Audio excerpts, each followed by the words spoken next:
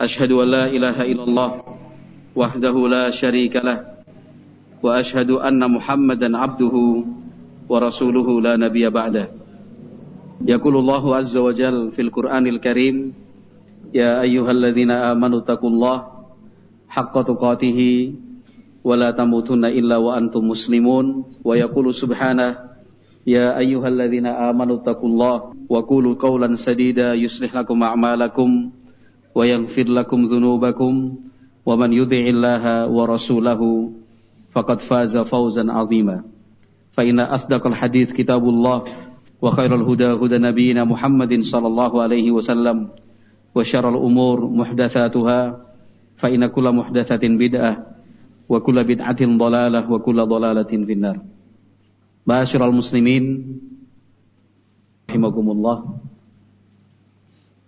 sering-sering dan marilah selalu kita membaca sirah Nabi Muhammad sallallahu alaihi wasallam. Tidak boleh mengenal bosan. Jangan sampai merasa jenuh, apalagi sampai mengatakan sudah paham dan sangat menguasai. Karena yang paling terpenting, bagaimana kita bisa mencontoh serta meneladani Nabi Muhammad SAW. Sekedar membaca saja belum cukup. Sebatas mendengar pun masih harus dilanjutkan pada langkah yang berikutnya. Kita membaca, kita mendengar berulang-ulang kali. Tujuan dan targetnya agar kita bisa melaksanakan firman Allah Subhanahu wa taala di dalam Al-Qur'an, laqad kana lakum fi Rasulillahi uswatun hasanah. Itu inti dan tujuan pokok dari kita berislam, yaitu laqad kana lakum fi Rasulillahi uswatun hasanah. Sungguh pada diri Rasulullah sallallahu alaihi wasallam, perjuangannya dan apapun yang beliau lakukan, ada uswatun hasanah untukmu, suri tauladan yang baik. Maka khairul hadi hadyu Rasulillahi sallallahu alaihi wasallam. Sebaik-baik petunjuk, sebaik-baik jalan hidup adalah petunjuk dan jalan hidup yang diajarkan oleh Nabi Muhammad sallallahu alaihi wasallam. Tidak ada yang melebihi dan tidak ada yang bisa menyamai petunjuk yang telah diajarkan oleh Nabi Muhammad sallallahu alaihi wasallam. Kalau sekedar bercerita, banyak yang bisa bercerita. Yang mampu membacakan juga sangat banyak. Tapi sekali lagi, bagaimana kita meneladani Nabi Muhammad SAW, prakteknya dalam kehidupan sehari-harinya, itu yang terpenting. Salah satunya adalah kesabaran Nabi Muhammad SAW. Tidak ada yang lebih sabar dari Nabi Muhammad SAW. Dalam hal apapun, sikap dan jalan yang dipilih oleh Nabi Muhammad SAW adalah sabar. Tidak ada yang lain. Karena kesabaran pintu kebaikan. Kesabaran itu sebab terbesar turunnya pertolongan dari Allah Subhanahu wa taala. Ketika sabar itu sudah hilang dan dicabut dari hati seseorang, maka itulah awal dari petaka dan bencana. Ketika kesabaran itu dibuang dan ditinggalkan, maka yang muncul adalah penyesalan. Maka sebelum menyesal, karena menyesal itu sangat pahit, mari kita mendidik dan melatih dan terus belajar untuk bisa bersabar. Caranya ya sesering mungkin membaca sejarah para nabi dan sejarah para rasul, terutama Nabi kita Muhammad sallallahu alaihi wasallam. Ma'asyiral muslimin rahimakumullah. Nabi Muhammad sallallahu alaihi wasallam pernah menceritakan tentang seorang nabi yang mendakwahi kaumnya, mengajak kepada kebaikan, justru ditentang, malah dilukai wajahnya berdarah, bahkan penuh dengan darah. Nabi SAW menceritakan bahwa Nabi tersebut yamsahud dam, jadi membersihkan darah dari pipinya sambil mengatakan Allahumma hdi qaumi fa innahum la ya'lamun. Artinya, ya Allah, berikanlah hidayah dan petunjuk untuk kaumku, mereka tidak tahu ya Allah. Konteksnya memang dalam hal dakwah. Artinya dakwah itu kan mengajak ya, wal takum minkum ummatun yad'una ilal khair wa ya'muruna bil ma'ruf wa yanhauna 'anil munkar. Konteksnya memang berdakwah. Tapi ayat ini maknanya itu sangat luas, cakupannya sampai kemana-mana. Mulai pada diri sendiri, bagaimana kita menerapkan sabar itu pada diri sendiri. Ini belum ada kaitannya dengan orang lain, masih pada diri sendiri. Contoh paling kecil, masukin benang ke dalam lubang jarum, kudu sabar itu. Aduh, kan gak ada kaitannya sama orang lain, cuma masukin benang ke lubang jarum, ya kan? Ya terapkan sabarnya tuh, sabar pelan-pelan. Atau ngecat rumah lah, ya kan? Sendiri, ya kan? Ngecat rumah, set. Awalnya semangat, alah sendiri aja bisa kayak gitu. Paling berapa sih sehari? Pas dilakoni nembe setunggal jam, wis lah, kesel ya. Udah capek sekali nih gitu. Sudah, ya sabar. Dan itu. Atau misalkan bongkar sepeda motor, ya kan. Ya memang ngerti. Kalau cuma sekedar servis ringan itu dibongkar semua. Pas giliran pasangnya, ya Allah, ya kan. Ya terapkan ilmu sabarnya. Ya kan. Kita itu kan hal-hal yang kaitannya dengan aktivitas keduniaan. Kalau kita beralih pada kegiatan ibadah dan amal soleh juga seperti itu. Ya kan. Sedang capek, mengantuknya berat, tapi ada panggilan azan. Bagaimana kita sabar untuk mengkondisikan diri, harus bangkit, harus berdiri, harus menyambut panggilan azan. Udah, kan begitu. Dingin, subuh, karena sudah mulai masuk musim hujan, menyentuh air berat, sabar. Ya kan? Perintah untuk menunaikan zakat, ya kan? Ketika dihitung zakat mal, 12 juta. Ya 12 juta ya eman ya. Untuk zakat 12 juta ya memang hartanya banyak. Zakat kan cuma 2,5%. Dia tidak melihat totalnya 100% itu jumlah berapa, tapi yang dia lihat cuma besaran zakatnya 12 juta. 12 juta nih diubeng nah ya dadi duit. Jangankan diubeng nah ora dibeng nah wis duit 12 juta, berat lagi. Situ sabar kita melaksanakan apa? Kewajiban berzakat, puasa juga seperti itu, sabar. Itu kita terapkan dulu pada diri sendiri. Kita terapkan juga dalam kehidupan berkeluarga, menghadapi istri yang cerewet, ya, ngomel, apa jadi komentarin, semuanya diomongin, ya kan? Ribun Mbah, jangan pun warek Mbah, sudah kenyang dengan begitu ya Mbah ya. Udah, pun pinten tahun Mbah hidup berkeluarga, puluhan tahun nggih. Oke. 80 tahun. Mbah Putri masih, alhamdulillah sabarnya luar biasa, jenengan sudah teruji. Nah, ini yang masih baru pengantin baru ini belum teruji, Mbah. Pun sabare pripun nggih. Padahal nikah umur berapa, Mbah? 12. 35. Ya, 25. Ya berarti hidup berkeluarga sudah 55 tahun. Lama loh 50 tahun itu. Sudah pernikahan emas kalau orang zaman sekarang itu. Insyaallah. Iya. Sabar sama istri yang cerewet, yang ngomel ya kan. Semuanya diatur ya kan. Bajunya jangan seperti itu. Kan itu.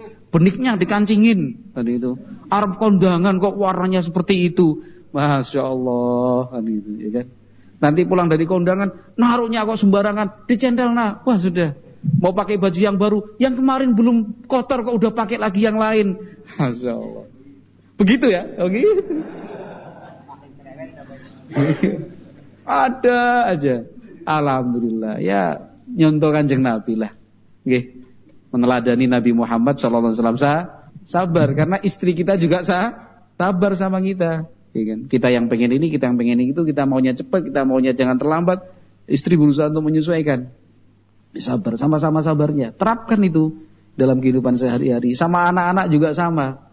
Jangankan anak-anak, sing tua bayi sekali dikongkon belum tentu jalan kok. Yang tua, orang sudah tua ini, sudah dewasa, sudah pinter katanya, sekali disuruh belum tentu jalan, apalagi anak-anak. Hele, nggih Pak, kan itu jalan, ora bali-bali, dolanan bule, kan itu. Ya aja diomengi, jangan dimarahin. Namanya saja anak-anak. Nabi Muhammad SAW apa marah? Tidak pernah memerintahkan sahabat Anas bin Malik waktu itu masih anak-anak, ya kan? Untuk suatu keperluan, orang balik-balik dicari sama Nabi Muhammad, ternyata lagi dolan yang pasar. Kejar-kejaran sama teman-temannya, Nabi Muhammad cuma datang senyum, gini aja. Anas bin Malik, langsung plus jelantal, ya kan? Iya, artinya baru teringat, oh iya ya saya disuruh sama Nabi. Udah Nabi Muhammad cuma senyum aja, bukan kamu ini, nggak ada, cuma senyum tok baik, ngerti lah. Kan itu sabar sama anak-anak, sabar sama pembeli kalau jenengan tuh penjual, ya kan? Datang Pak, ini yang ini harganya berapa? Oh itu 250.000. Kalau yang ini 400.000. Oh pada mahal-mahal ya. Nah mau beli yang murah mas, yang second. Itu udah gak sabar seperti itu. Itu bukan memberikan pelayanan yang terbaik, ya kan? Jangan yang sabar ya kan. Yang ini 400 ini 300. Yang paling murah, yang ini 100.000. Oh ya sudah, cuma nanya aja. Oh nggih, matur nuwun atas pertanyaannya gitu. Bukan takon-takon bae. Iya sabarlah sama pembeli ya. Sabar sama pembeli. Kita juga sabar sama penjual kalau kita sebagai pembeli. Ditanya, ini harganya berapa? Sambil pegang HP, yang mana mas? Gitu. Yang ini, oh sebentar, lihat dulu harganya. Oh 33.000. Oh enggak. Kalau yang ini, aduh, yang mana ya? Insya Allah, ada juga penjual seperti itu, ya kan? Ya kita sebagai pembeli yang sabar. Pokoknya apapun sabar. Nggak ada pilihan yang lain. Tadi yang saya ceritakan hadis Nabi SAW tentang seorang Nabi yang dilukai sama kaumnya sampai wajahnya berdarah terus mengusap. Nabi itu apa marah? Enggak kan? Justru mendoakan kebaikan. Allahumma hdi qaumi fa innahum la ya'lamun. Ya Allah, kan gitu. Berikanlah hidayah kepada kaumku, masyarakatku, karena mereka yang tidak tahu. Bukan ya Allah, goncangkan mereka malam ini dengan segoncang-goncangnya, iya kan? Kemudian butakan matanya, hancurkan rumah tangganya, ya arhamar rahimin. Enggak ada, tidak diajarkan sama Nabi Muhammad SAW. Para nabi juga tidak mengajarkan yang seperti itu, malah doanya doa kebaikan. Allahumma hdi qaumi fa innahum la ya'lamun. Ya Allah, berikanlah hidayah, petunjuk untuk kaumku, karena mereka tidak tahu, ya kan? Anak-anak ini kan malam Senin masih ada sisa-sisa rame-ramenya, ya kan? Malam Senin gini, kita baru pulang dari masjid sholat isya, anak-anak naik motor RE King, sudah RE King, motornya knalpotnya diblombong lagi, kurang apa coba, ya kan? Untuk gitu. Sambil zigzag di jalan kayak gitu, hampir kena kita, hampir keserempet, kena anginnya. Jangan marahlah langsung. Ya Allah, berikanlah hidayah untuk anak muda itu. Kan gitu, bukan tiba. Jangan didoain jelek, ya, jangan didoain jatuh, jangan didoain celaka. Tapi tirulah Nabi. Wong kita nggak diapa-apain. Nabi itu sampai berdarah-darah tetap mendoakan, ya Allah berikanlah petunjuk untuk kaumku. Ini keserempet mawon boten, cuman kaget tok. Itu bocah siapa ya? Tiba kan ya. Biar kecelakaan saja sana. Astagfirullahaladzim. Jangan Pak. Ampun. Itu tidak diajarkan oleh Nabi Muhammad SAW. Tidak diajarkan sabar. Semakin gini-gini insyaallah, ya Allah berikanlah hidayah untuk anak-anak muda kami, sebagaimana Engkau sudah memberi hidayah buat saya, karena saya dulu lebih parah dari anak muda itu. Kan gitu harusnya. Karena dulu ternyata masih mudanya juga lebih parah. Alhamdulillah. Kan itu. Itu teladan kita adalah Nabi Muhammad SAW. Nah, Di dalam sebuah hadis yang diriwayatkan oleh Imam Al-Bukhari rahimahullah dari Aisyah radhiyallahu anha. Ibunda kita Aisyah bertanya kepada Nabi Muhammad. Sebenarnya hadisnya Bukhari Muslim, tapi lafadznya di sini lafadz Imam Bukhari. Hadis Bukhari Muslim. Ibunda kita Aisyah pernah bertanya kepada Nabi, "Hal ata 'alaika yaumun kana ashadda 'alaika min yaumi Uhud?" Wahai Rasulullah, apakah Anda pernah mengalami hari yang lebih sulit dan lebih berat kalau dibandingkan dengan hari terjadinya perang Uhud? Perang Uhud itu kan hari yang paling berat dirasakan oleh Nabi sallallahu alaihi wasallam. Iya kan? Pengkhianatan kaum munafikin, iya kan? Sepertiga pasukan balik ya. Iya. Iya, kemudian pamannya meninggal dunia, sahabat-sahabat terbaiknya meninggal dunia, Mus'ab bin Umair, iya kan? Amr bin Jamuh, kemudian Abdullah bin Haram dan seterusnya. Meninggal dunia. Yang luka-luka juga sangat banyak sekali. Artinya kalau secara hitung-hitungan rugi lah, kalah umat Islam. Kalau secara dihitung dari kerugiannya. Itu berat sekali dirasakan oleh Nabi SAW. Tetapi ibunda kita Aisyah tanya, apa ada yang lebih berat kalau dibandingkan dengan perang Uhud? Kata Nabi SAW, laqitu min qaumiki ma laqitu.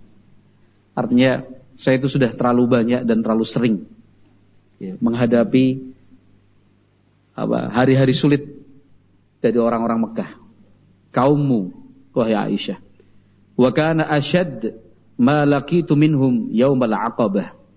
Tapi yang paling berat saya rasakan, kata Nabi SAW, adalah pada hari Aqabah.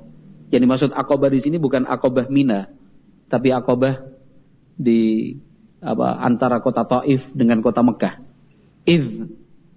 Nabi Muhammad kemudian menceritakan, idh aradtu nafsi ala ibni Abdi Yalil ibni Abdi Kilal falam yujibni ila ma aradtu. Waktu itu saya menyampaikan Islam, mendakwahkan kepada Ibnu Abdi Yalil, tokoh masyarakat Taif, menawarkan Islam kepada mereka. Falam yujibni ila ma aradtu. Tetapi tawaran itu ditolak. Permohonan itu tidak diterima. Ahli sejarah menjelaskan bahwa Nabi Muhammad SAW beliau mendakwahkan Islam itu sampai ke kota Taif. Ya, kurang lebih 70 sampai 80 km kalau sekarang ini. Pak Abdurrahman kemarin ikut ya? Ke Taif. Ya, jadi kalau kita lewat jalan yang rata, yang datar, kurang lebih 100 km ya. Pulangnya lebih cepat begitu Pak Abdurrahman ya. Dari Taif kita turun gunung-gunung tinggi sekali. Masyarakatnya memang keras-keras, kaku-kaku. Benteng pertahanannya sangat kuat. Sudah medannya berat, tinggi sekali, dibuat benteng lagi. Tinggi tambah tinggi, tinggi kuadrat namanya. Iya kan? Susah untuk ditaklukkan. Iya. Nggak ada jalan setapak yang bagus. Cuma jalan kecil gini, lewat pinggiran-pinggiran, pereng-pereng bukit, atau di punggung-punggung gunung. Sulit sekali. Nah, Nabi SAW berangkat ke sana itu jalan kaki, bayangkan. Kalau kita sekarang naik mobil berapa jam Pak Abdurrahman kemarin? 2 jam kurang lebih ya kan berangkatnya. Pulangnya lebih cepat karena perasaannya sudah senang, ya. Rasanya. Jalan kaki Nabi SAW itu. Perjuangannya luar biasa. Gitu. Setiap kali melewati perkampungan, ada rumah, Nabi Muhammad singgah. Ngajak, ayo masuk Islam, ayo ucapkan la ilaha illallah. Terus begitu. Sampai pusat kota Taif. Ahli sejarah mengatakan bahwa Nabi SAW berada di Taif kurang lebih 10 hari. Nah, selama 10 hari itu Nabi Muhammad SAW menyambangi rumah tiap-tiap tokoh di sana. Nah, Ribun? Iya, dihampiri satu persatu, didatengin. Responnya sama. Ukhruj min biladina. Tinggalkan kampung kami. Kamu jangan dakwah di desa kami. Diusir oleh tokoh-tokoh itu. Nah, bahkan oleh tokoh-tokoh tadi yang disuruh maju itu anak-anak kecil. Yang tokoh-tokohnya malah di belakang aja santai. Yang anak-anak kecilnya suruh maju sana. Ambil batu, lemparin tuh orang itu. Dilempari sampai Nabi Muhammad sallallahu alaihi wasallam berdarah. Sallallahu alaihi wasallam. Kemudian kata Rasulullah sallallahu alaihi wasallam dalam hadis Bukhari Muslim tadi, "Fantalaqtu wa ana mahmumun ala wajhi." Saya pulang, sedihnya luar biasa. Sampai tidak bisa berpikir apa-apa, artinya memikirkan kejadian tadi itu sampai enggak mikir yang lain. Memikirkan Taif dakwah. Falam astafiq illa wa ana biqarnith tha'alib. Saya baru sadar ternyata sudah sampai di qarnuth tha'alib. Kita kalau sedang punya banyak pikiran, kan gitu juga. Naik motor, ya kan? Alhamdulillah selamat, enggak ada apa-apa, ya kan? Beruntunglah Pak Slamet. Ya kan? Jadi naik motor gini tiba-tiba, ternyata sudah sampai Puring ya, kan itu. Atau misalkan jalan kaki gini, sudah sampai rumah. Kan begitu. Ya. Nabi SAW pun demikian, pulang dari Taif diusir oleh masyarakat Taif. Yang terdepan justru anak-anak kecil, melempari Nabi Muhammad dengan batu sampai berdarah kakinya. Ya. Dalam kondisi seperti itu, Nabi SAW tersadar, artinya karena berpikir tadi, ternyata sudah sampai qarnuth tha'alib. Farafa'tu ra'si fa idza ana bi sahabatin qad adhallatni. Setelah sampai di qarnuth tha'alib, saya perhatikan ke arah atas begini, ke langit. Ternyata ada awan yang selalu menaungi, mengikuti Nabi SAW kemanapun pergi. Fanadhartu fa idza fiha Jibril fanadani. Saya perhatikan ternyata di awan itu ada malaikat Jibril. Malaikat Jibril kemudian memanggilku. Faqala innallaha qad sami'a qawla qaumika laka wa ma raddu 'alaika. Kata malaikat Jibril, sesungguhnya Allah telah mendengar jawaban masyarakat Taif untukmu dan perlakuan mereka kepadamu. Wa qad ba'atsallahu ilaika malakal jibal lita'murahu bima syi'ta fihim. Allah Subhanahu wa taala mengutus malaikat gunung agar engkau bisa perintahkan malaikat itu sesuai yang engkau inginkan. Fanadani malakul jibal, malaikat gunung kemudian memanggilku. Fassalamu alayya, malaikat itu mengucapkan salam untukku. Tsumma qala ya Muhammad, dzalika fama syi'ta. Kata malaikat penjaga gunung itu, benar wahai Muhammad, seperti itu. Sekarang terserah engkau. In syi'ta an utabbiqa alaihimul akhsyabain la fa'altu. Kalau engkau kehendaki, aku cabut dua gunung itu. Kemudian akan aku lemparkan kepada mereka yang sudah mengusirmu.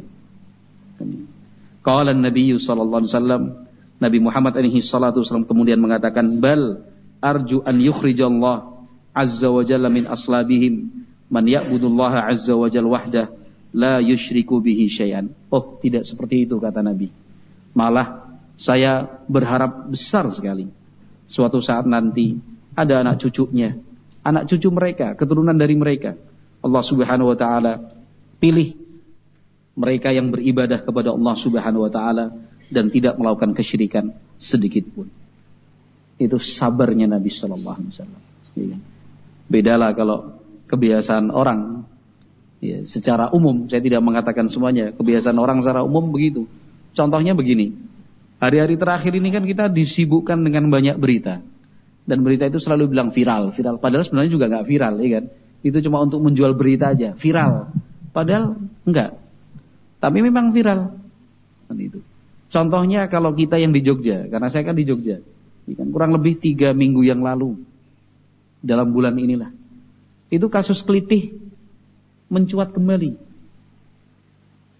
Mengertos kelitih ya? Kelitih itu membacok, melukai orang, ya, melukai orang. Itu 3 minggu yang lalu. Pelakunya Pak yang ketangkap usianya masih 12 tahun salah satunya, masih SMP kelas 1.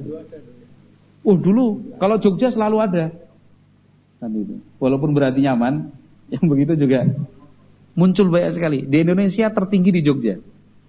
Jogja tertinggi di Kabupaten Bantul. Kan itu. Iya, pelakunya antara 12 sampai 16 tahun. Kelitih. Iya kan? Malam mereka keluar sudah direncanakan, sudah bawa gobang, kelewang, pedang, samurai, kemudian gear yang sudah dimodifikasi, dan juga bawa cat. Cat itu untuk melempar ke calon korban supaya kaget baru dibacok, diinjek bareng-bareng. Meninggal Pak 3 minggu yang lalu. Korbannya juga masih anak muda, pelajar gitu. Ketika dia di BAP sama polisi ditanya, kenal sama korban? Enggak. Punya masalah sama korban? Enggak. Kenal aja enggak kok punya masalah. Terus ngapain kok sampai dibacok, dikelitih, kemudian sampai mati? Ya iseng aja. Insyaallah. Nah, salah satu motifnya adalah untuk mendapatkan pengakuan. Ya, menunjukkan eksistensi diri. Artinya dalam kelompok geng-geng itu, untuk menjadi seorang leader. Leader itu pemimpin, bosnya yang dipanuti. Ya tunjukkan kamu memang cocok jadi pemimpin kami. Oh, kamu cuma gaya-gayaan ya nggak bisa. Kami nggak bisa terima keberadaan. Akhirnya dia buktikan dengan membunuh itu. Ini baru calon pemimpin kita. Kita setuju. Anggap. Ya. Iya, jumlah geng di kota Jogja itu 40 lebih. Tiap-tiap sekolah dari SMP, SMA, negeri, swasta ada geng-geng seperti itu, dan itu terus turun-temurun. Itu contoh paling dekat. Contoh paling dekat. Nah, yang seperti itu, budaya dan fenomena demikian itu tumbuh subur seperti jamur, ya kan? Ketika musim hujan tuh turun, udah banyak sekali. Dan sistemnya begitu. Senggol panggil teman, ya kan? Senggol panggil teman. Bukan hanya ditawarin, tapi nyari bolo, nyari bala bantuan. Dan misalkan, loh kamu kenapa? Wah kemarin disenggol, goleki wonge, kan itu.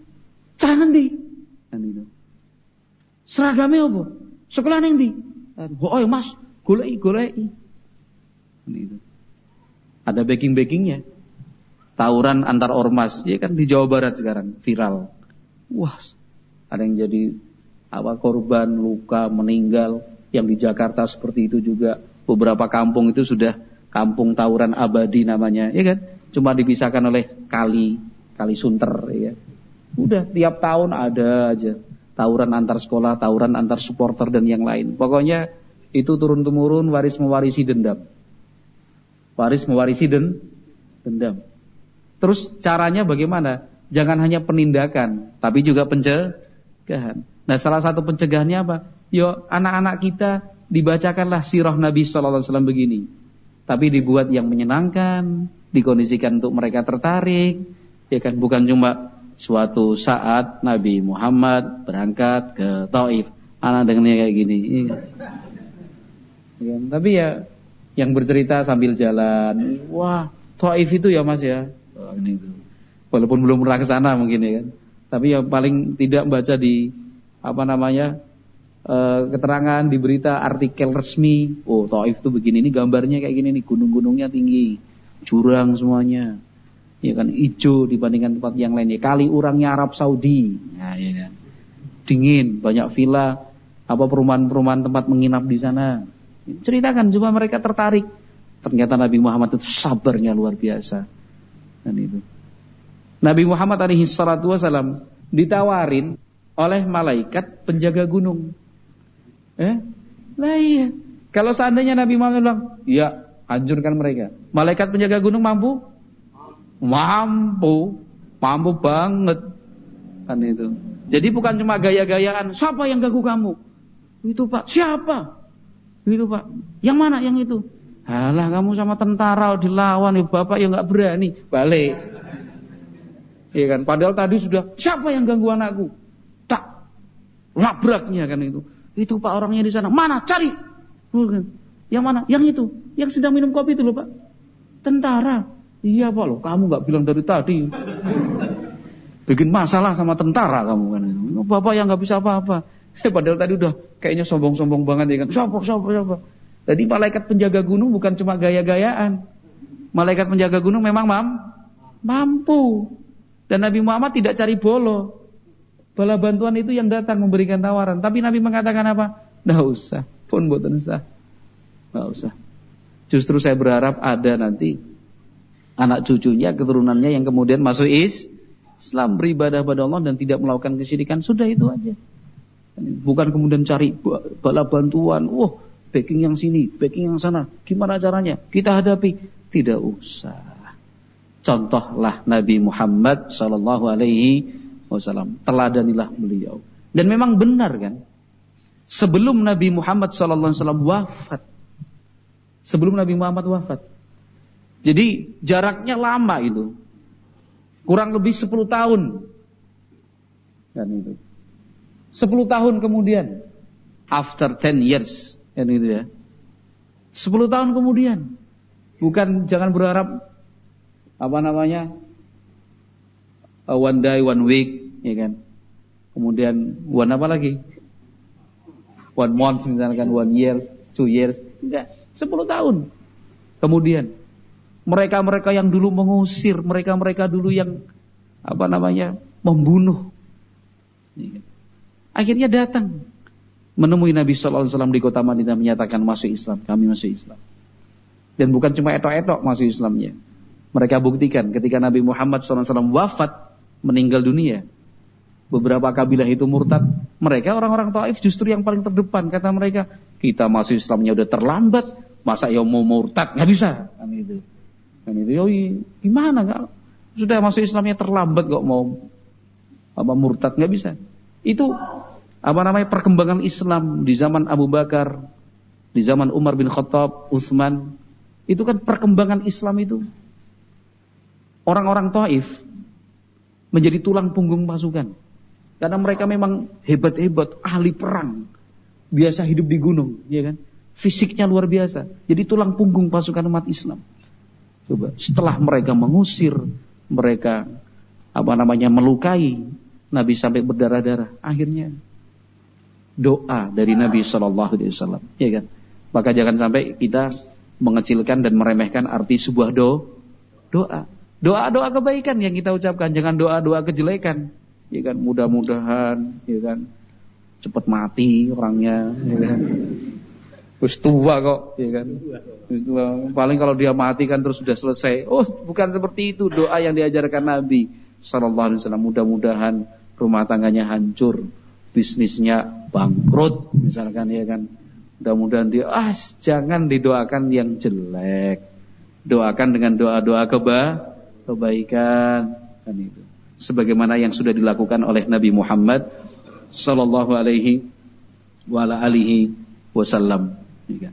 Jadi pada jawaban yang diberikan oleh Nabi sallallahu alaihi wasallam kepada malaikat Jibril, juga malaikat penjaga gunung waktu itu, ini adalah bukti dan bukti nyata bahwa misi dan tujuan dakwah Islam itu bukan kekerasan, bukan kerusuhan, bukan, tapi kedamaian dan kasih sayang.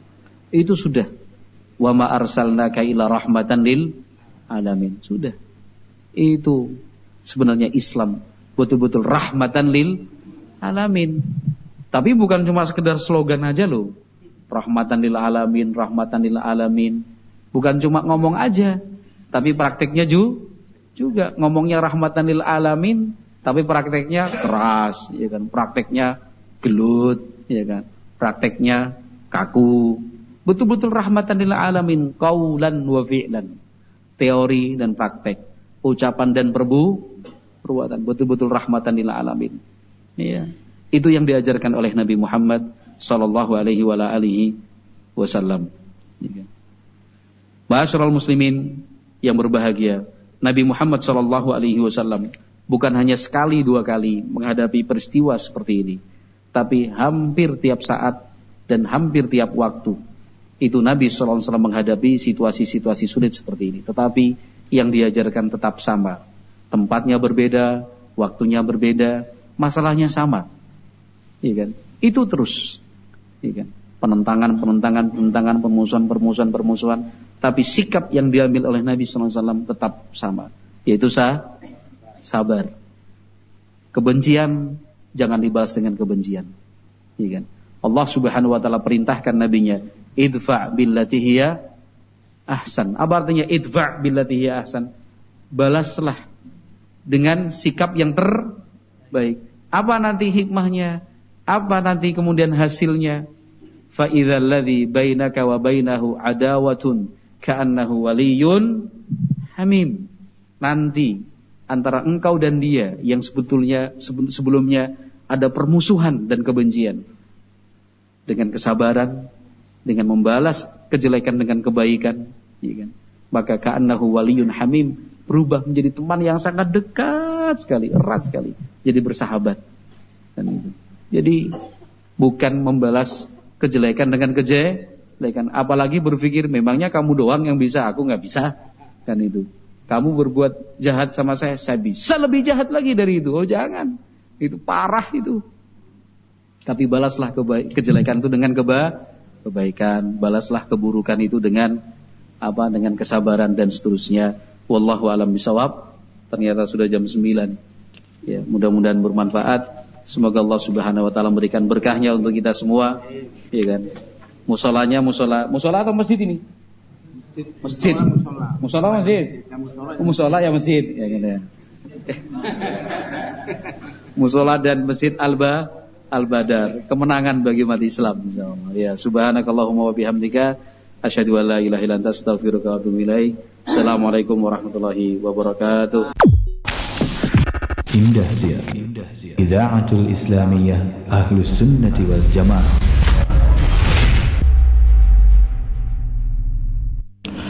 Baik, terima kasih Anda masih bersama kami di 91,8 FM Radio Indah Siar, siaran dakwah Indah Ahlus Sunnah wal Jamaah. Pendengar yang semoga dirahmati Allah Subhanahu wa taala. Alhamdulillah, kita telah mengikuti tadi kajian tematik bersama Al-Ustaz Abu Nasim Mukhtar Hafizahullah taala dengan judul meneladani Rasul Walil Azmi. Ya, semoga dari apa yang tadi telah